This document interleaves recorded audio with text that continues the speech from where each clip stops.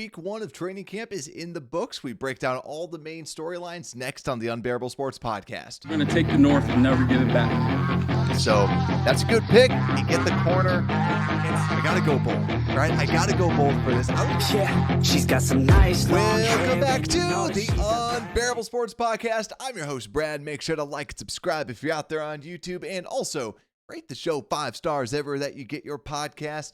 Hope you all had a fantastic weekend. Took yesterday off, even though it was the last day of practice. And I thought, you know what? For this one, let's just, we know a little bit what happened yesterday, but I just wanted it to be a big recap of just kind of what happened this week and some of the main storylines as well, and just kind of summarize what happened.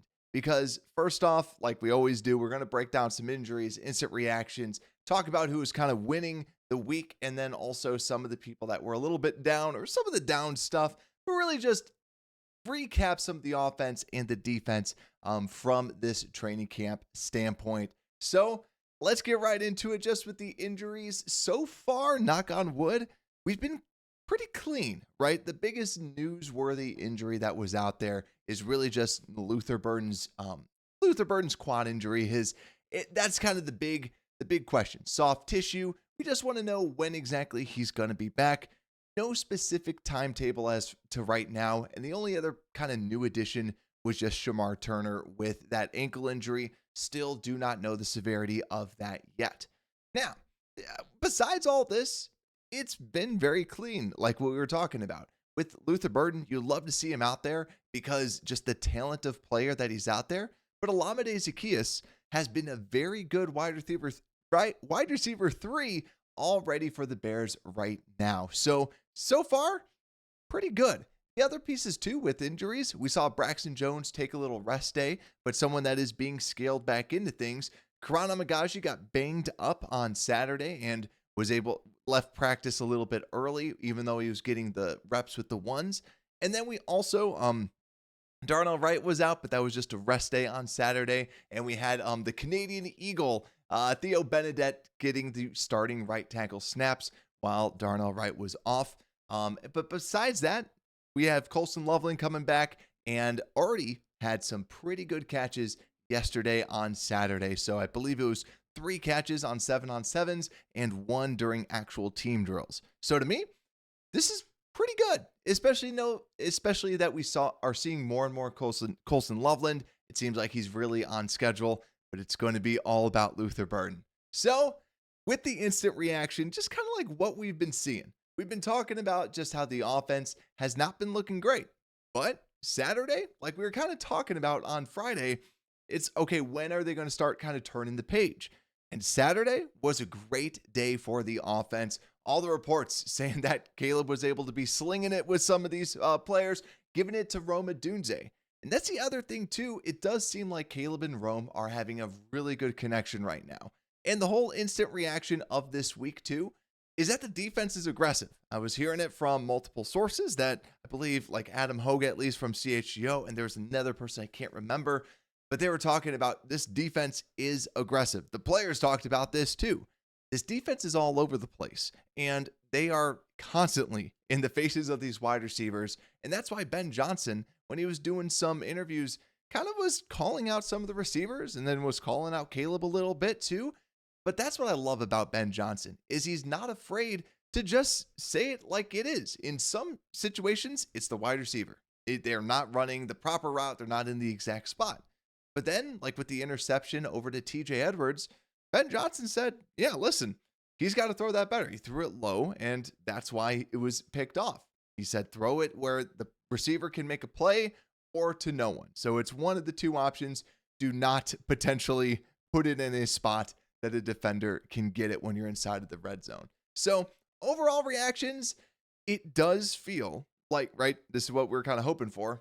You kind of start moving things along. Ben Johnson did say that they're very early on inside of this install. They expect it to be at least kind of 12 practices, or there's about 8 more installs. They've done about just 4 right now. So they're still early on in this process, he's saying, but he's also saying they're not letting off the gas pedal when it comes to Caleb Williams. So next week to me is a big kind of, I'm not like every day. You don't expect every single day to be perfect with this offense, But let's try and stack a couple good days, right, as they start learning. But you're also seeing Ben Johnson really try and focus on, hey, can he run stuff out of straight under center rather than only doing snaps out inside of the shotgun formation? Because we know he can do that. So Ben is just consistently putting the pressure on this team. Now, if we had to talk about the hype train, kind of who is hyping everybody up and who's kind of the winners of the week, number one is JP Richardson. He's the person that, and let's see, I still think I have the hype train up here too for the graphics.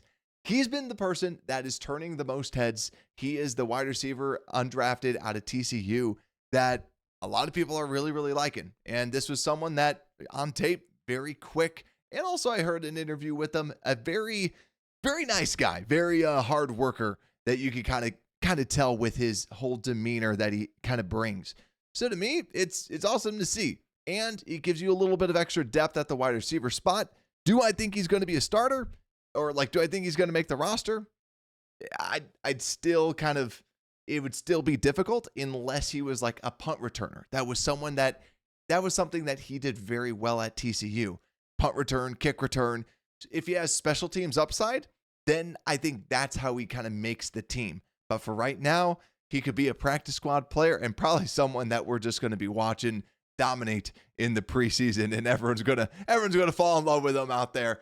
Other kind of hype trains, Tyson Bagent has looked really good, and people really like that. He's still just going to be the backup quarterback. There's no quarterback competition with Caleb and him, but Tyson Bagent has been doing very well from the offensive side. And also, too, actually, we'll get into the running backs a little bit more. I'm just kind of thinking through if there's anybody else that really kind of has had a hype train, but really not too much. The only other thing that's kind of like gaining some hype is just the whole Tremaine Edmonds linebacker inside of the Dennis Allen system. What are we going to get out of him? That's the only other thing that has kind of been getting a little bit more traction as to what might be happening at that position.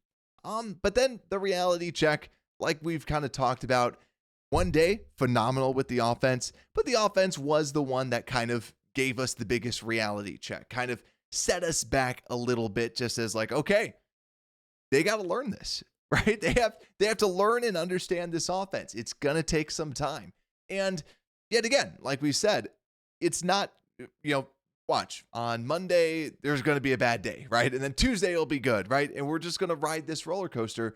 But it's really, that's why I like kind of these end of the week segments, because it just kind of summarizes what was it. And if you think about it, the first day, they've really kind of progressed. And Ben Johnson said it himself before, they were really just trying to get out there.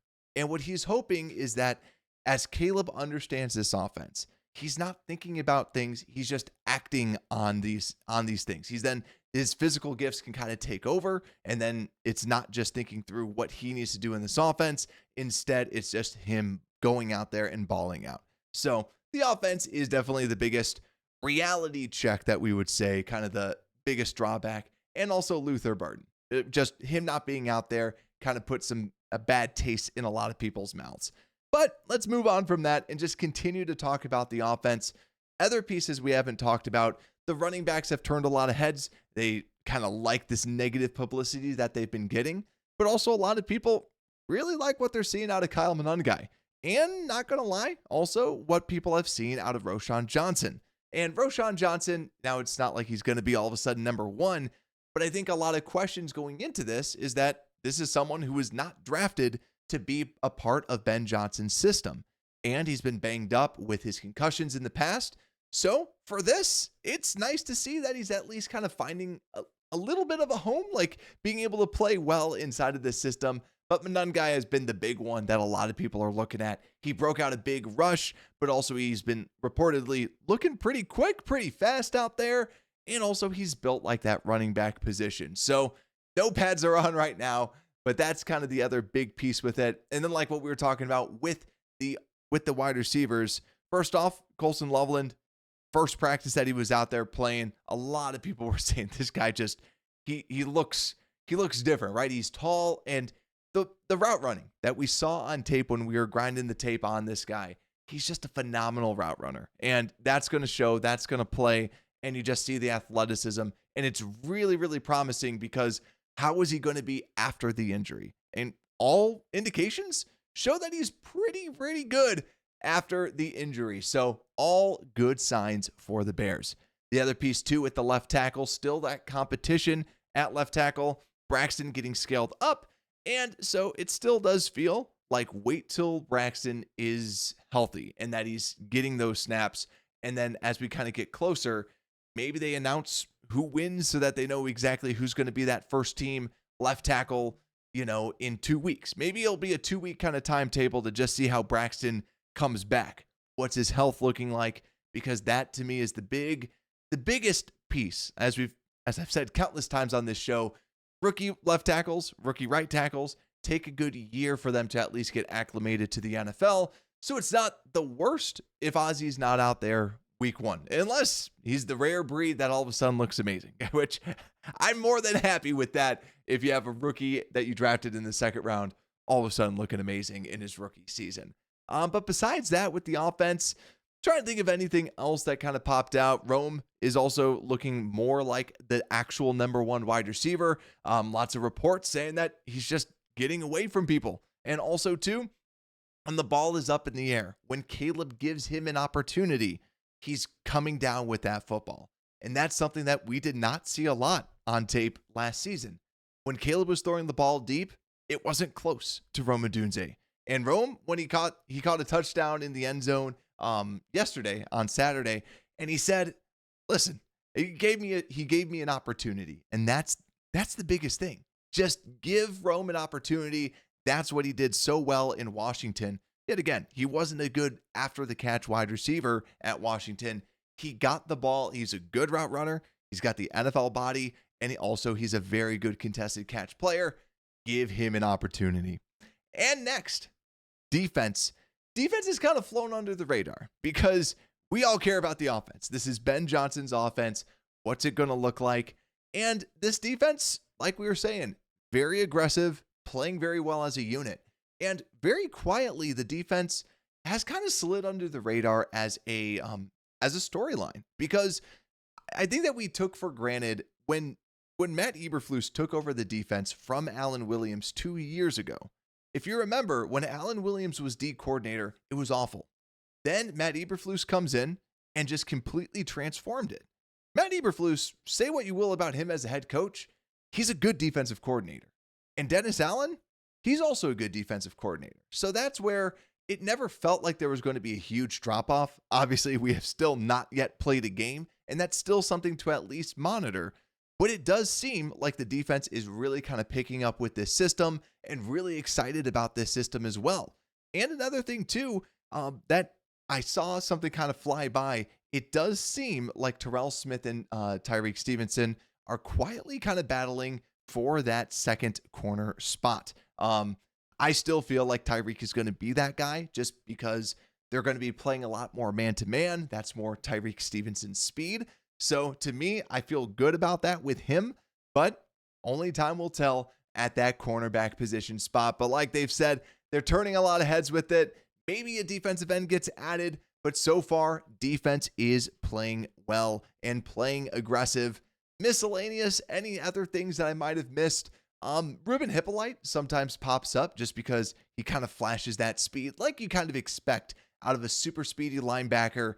You kind of expect him to kind of flash those little pops. But at the end of the day, Noah Sewell is getting those number 3 linebacker reps as of right now.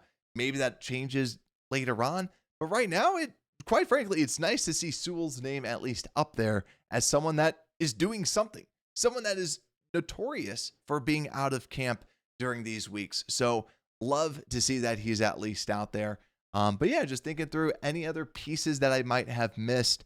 But really, they ended camp well. It's kind of like the beating the Packers at the last game of the season, right? Some of it might not have been pretty during the season, and some of the stuff with the offense was not pretty during training camp, but just having a good day on that Saturday makes you feel good going into Sunday. And then Monday, we will have you covered just to let you know what was going on with the Bears this week. But everyone, Football is almost here, so make sure to hit that subscribe button if you're out there on YouTube. Download the podcast everywhere that you get your podcast. Just search for Unbearable Sports. And with that, Unbearable Sports Podcast, we are out.